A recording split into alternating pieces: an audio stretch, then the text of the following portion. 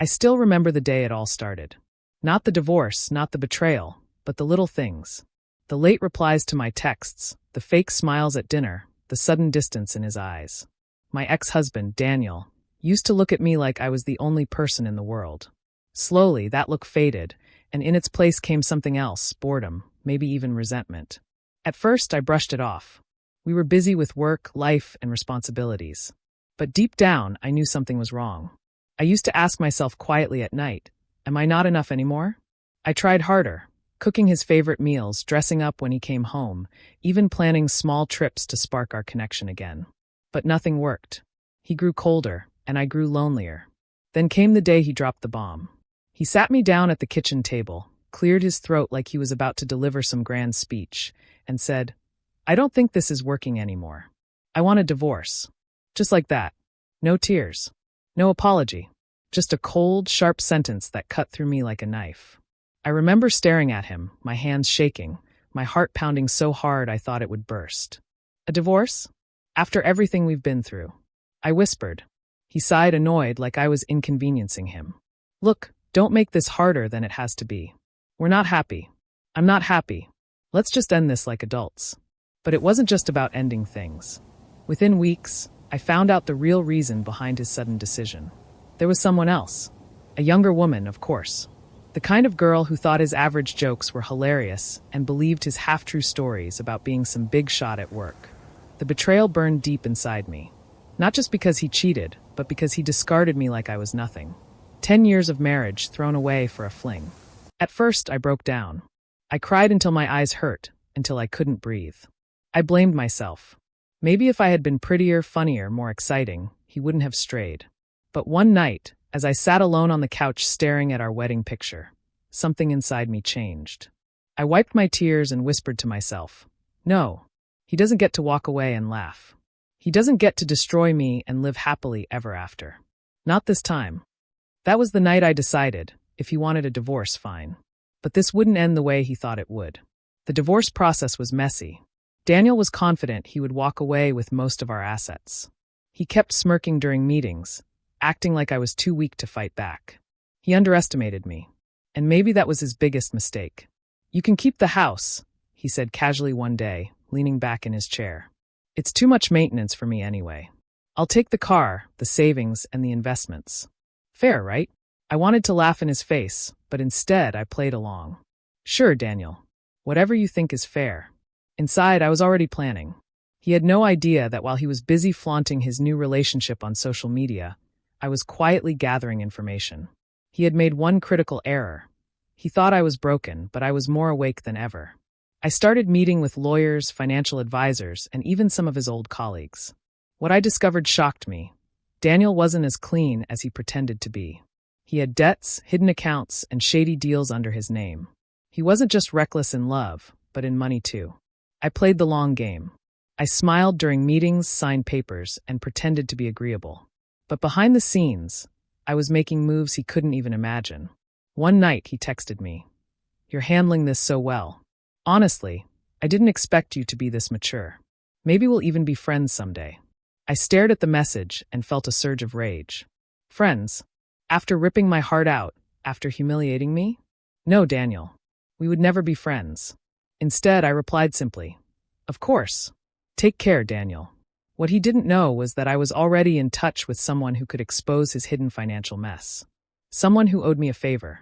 And while Daniel was busy showing off his new life, I was preparing the final act of mine. But revenge takes patience. I didn't want to strike too soon. I wanted him to believe he had won, that he had broken me beyond repair. So I let him laugh, I let him celebrate, and I let him think he had the upper hand. Inside, though, I was smiling too, because I knew what was coming. One afternoon, I ran into him and his new girlfriend at the grocery store.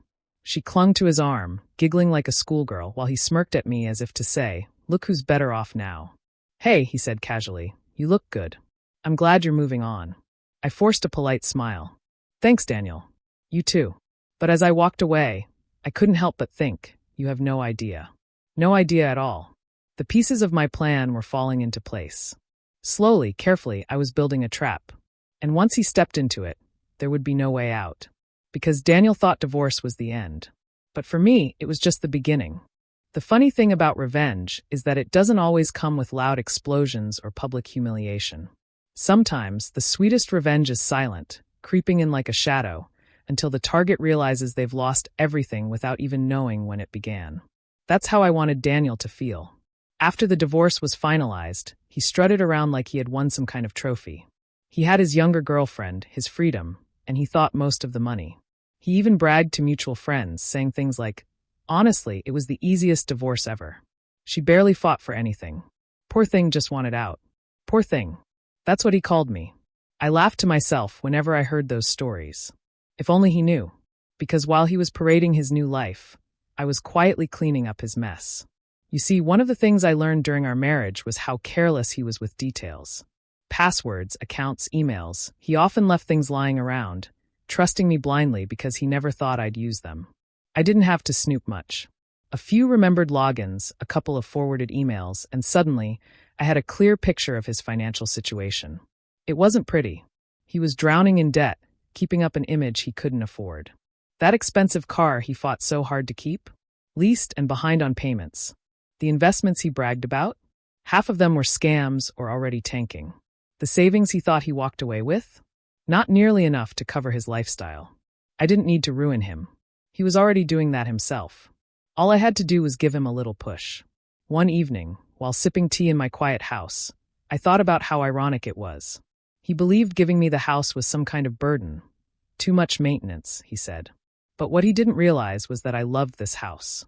It wasn't just walls and furniture. It was my safe space, my sanctuary, and now it was fully mine. Meanwhile, he was struggling to pay rent on a flashy apartment to impress his girlfriend. Still, I wasn't satisfied. I wanted him to feel the loss. I wanted him to know what it meant to underestimate me. So, I reached out to an old friend, someone who worked in finance. I won't get into the exact details, but let's just say Daniel's hidden accounts weren't so hidden anymore. Some ended up frozen, others investigated. And since my name was never tied to his shady dealings, I walked away clean. It didn't happen overnight. Revenge takes time, and that was the beauty of it. I watched from a distance as cracks started forming in his perfect little world. First, it was the car. One morning, I drove past his building and saw it being towed. The look on his face, pale, panicked, angry, was almost comical. His girlfriend stood nearby, frowning, clearly unimpressed. Then it was the job. Rumors started spreading about mismanagement and missing funds. I didn't start them, but I may have whispered the right things in the right ears. Before long, Daniel was let go. Of course, he told everyone it was a mutual decision. But I knew the truth. The final blow came when his girlfriend dumped him. Apparently, being broke and unemployed wasn't as attractive as he thought. I heard about it from a mutual acquaintance, who couldn't stop laughing as they told me how she left him in a coffee shop, saying, "You're not the man I thought you were." I should have felt satisfied. And in many ways, I did. But what surprised me most was how light I felt. For so long, I had carried the weight of betrayal, sadness, and anger. Now, watching him fall apart, I realized I was free. Truly free. One night, he showed up at my house. He looked nothing like the man who once smirked at me across divorce meetings. His hair was messy, his clothes wrinkled, his eyes tired. "Can we talk?" he asked, almost pleading. I hesitated, but curiosity won. I let him in. He sat at the same kitchen table, where he once told me he wanted a divorce. But now his voice was small, almost broken. "I made a mistake," he said.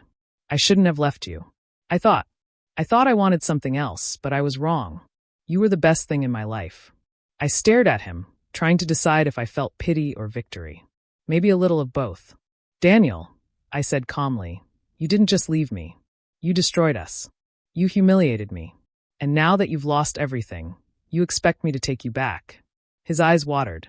I just want another chance. Please." For a moment, I imagined what it would be like to forgive him. To go back to the man I once loved. But then, I remembered every sleepless night, every tear, every time he made me feel like I wasn't enough. "No," I said firmly. "There's no going back." He lowered his head, defeated. And for the first time, I saw him clearly, not as the man I once loved, but as the man who had underestimated me, who thought he could walk away and still win. As he left that night, shoulders slumped, I felt something powerful rise inside me. Not just satisfaction, but strength. because he thought divorce was the end. But for me, it was the start of a life I never thought I could have. And this was only the beginning. After that night, Daniel didn't stop trying. He kept calling, sending texts, even leaving little notes in my mailbox. At first, they were sweet, apologies, promises, desperate words about how he had changed. But when I ignored them, they turned bitter. "You'll regret this," one text said. "We could have had it all again, but you're too stubborn." I stared at that message for a long time, then laughed. Regret. The only regret I had was wasting so many years on him in the first place. Still, I didn't respond. Silence was its own kind of revenge, and it was driving him insane. Meanwhile, my own life began to blossom. With the house fully mine and a fair financial cushion, I started fresh. I redecorated, painted the walls, and turned what used to be our bedroom into my sanctuary. I even took a solo trip to Italy, something Daniel had always said was too expensive and not worth it. I drank wine under the Tuscan sun, laughed with strangers, and for the first time in years, I felt alive. But Daniel's life? It kept unraveling. I heard from a friend that he had been moving from one cheap rental to another, struggling to find steady work. His old reputation, once charming and confident, had turned into whispers of unreliable and dishonest. Every time he tried to claw his way back, something else dragged him down. One evening, I ran into him at a small coffee shop downtown. He looked thinner, his clothes worn, his eyes hollow. He froze when he saw me, as if he hadn't expected I could look so happy. "You look good," he said, his voice cracked with something between envy and shame. "Thanks," I replied calmly, sipping my latte. "Life's been good to me."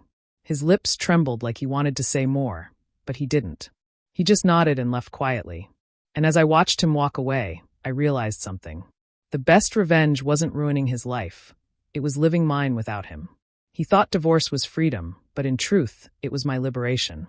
Still, I won't lie. Part of me enjoyed knowing that his downfall had my fingerprints on it. I wasn't cruel, but I wasn't innocent either. I had whispered in the right ears, connected the right dots, and nudged fate just enough for his lies to catch up with him. He built the fire, but I had handed him the matches. A few months later, I got an invitation in the mail. Daniel's handwriting. My heart skipped a beat as I opened it, only to burst out laughing. It was an invitation to his birthday dinner. Really? After everything, he still wanted me to show up? I almost threw it away. But then I thought, maybe this was my chance to end things once and for all. The dinner was at a small restaurant. When I arrived, Daniel was already seated, nervously fiddling with his glass. His smile when he saw me was desperate, almost pathetic. "I'm glad you came," he said. "I didn't think you would." "I almost didn't," I admitted, sitting across from him. The evening was awkward. He tried to reminisce, talking about old memories, as if we were still a couple. I listened, but my heart was empty. Finally, he leaned forward. "Listen, I don't want to keep pretending. I need you. I know I messed up, but you're the only person who ever really cared about me. Please, just give me another chance." For a moment, the room felt silent, his words hanging in the air. My younger self, the one who used to love him blindly, might have melted. But I wasn't that woman anymore. I smiled, slow and deliberate. "Daniel, do you know what the best part of my life is right now?" He looked hopeful. "What? That you're not in it." His face fell, the last bit of hope draining from his eyes. He opened his mouth, but no words came out. I stood, placed a few bills on the table for my drink, and leaned close to him. "You thought divorce was the end for me. But really, Daniel, it was the end for you."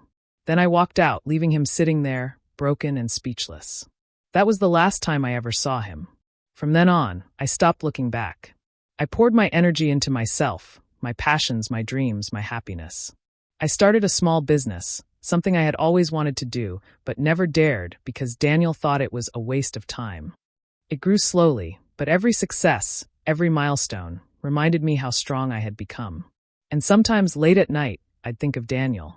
Not with sadness, not with longing, but with a strange kind of gratitude. Because without his betrayal, I might never have discovered my own strength. In the end, my revenge wasn't just about watching him fall. It was about rising higher than I ever thought I could. And trust me, nothing feels sweeter than that. But just when I thought the story was over, something unexpected happened. Something that pulled me back into his world one last time. Months had passed since that dinner, and I had almost forgotten about Daniel. My life was full, busy with my new business, new friends, and even the hint of a new relationship. I didn't think of him much anymore. He had become a chapter one had closed, a book gathering dust on a shelf. Then one evening, there was a knock at my door. I wasn't expecting anyone, so I hesitated before opening it. And there he was. Daniel. But this time, he looked worse than ever. His clothes were wrinkled, his face unshaven, his eyes sunken with exhaustion. He looked like a ghost of the man I once knew. "Please," he whispered, almost collapsing against the doorframe. "I need your help." For a second, I just stared at him, unsure if I should slam the door or let him in. Against my better judgment, I stepped aside. He stumbled inside and sat on the couch, burying his face in his hands. "I've lost everything," he said. "The debts, the job, even my friends are gone. I don't know where else to go." I crossed my arms, keeping my distance. "And you think I'm the answer?" He lifted his head, eyes filled with desperation. "You're the only person who ever truly cared about me. I know I don't deserve it, but please just help me get back on my feet." For a long moment, I was silent. My heart warred with my mind. Part of me remembered the man I once loved. But the larger part remembered every cruel word, every betrayal, every time he made me feel small. I took a deep breath. "Daniel, I cared about you once. I loved you more than anyone. But you didn't just betray me, you destroyed us. And now you're here because you've run out of people to use." His face crumpled. "I swear I'll change this time. I'll do better. Just don't leave me like this." I almost laughed. "Don't leave me like this?" He had no idea how many nights I had begged him silently not to leave me the way he did. "Daniel," I said softly but firmly, "I'm not your savior. I'm not your safety net. You chose this path, and now you're walking it alone." His mouth opened, then closed. Tears rolled down his cheeks, but I felt nothing. Not anger, not pity, just freedom. "Goodbye, Daniel," I said, walking to the door. Slowly, he stood. He looked at me one last time, his eyes hollow, broken, defeated. And then, without another word, he walked out of my house and out of my life for good. I stood there for a long while, staring at the closed door, letting the silence wash over me. It was done. Completely, finally done. That night, I slept better than I had in years. Over the next few weeks, I heard bits and pieces about him. He had left town, trying to start over somewhere else. Some said he was working odd jobs. Others whispered about him struggling with more debt. But I didn't care anymore. His life was no longer my concern. Because my story wasn't about him anymore. It was about me, about finding strength where I thought I had none, about turning pain into power, and about realizing that the greatest revenge isn't destroying someone else. It's building yourself so high they can never touch you again. One evening, sitting on my porch with a glass of wine, I thought about how far I had come. My ex thought divorce was the end. He thought he had broken me, discarded me, moved on to something better. But in the end, he was the one left broken, wandering, forgotten. And me? I had the last laugh. And if you enjoyed hearing my story, don't forget to subscribe for more.